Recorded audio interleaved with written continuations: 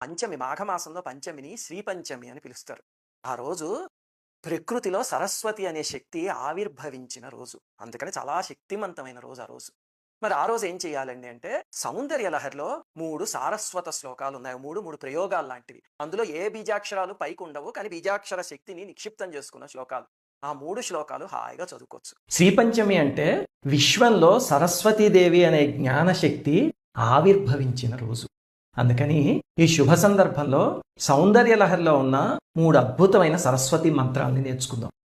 అసలు మన జాతి మొత్తం నేర్చుకోవాల్సినంత ముఖ్యమైన శ్లోకాలు 3 ఎంతో మంత్రశక్తిని నిక్షిప్తం చేసుకుని ఉన్నాయి. చెప్తా. శరజ్యోత్స్నా శుద్ధాం శశియుత జటాజూటమకుటాం వరత్రాసత్రాణ స్ఫటిక గుటికా పుస్తకకరాం సకృన్నత్వానత్వా కథమివ సతాం సన్నిదధతే మధుక్షీరద్రాక్ష మధురిమ ధురీణా ఫణితయ. ఇది ఆ శ్లోకం.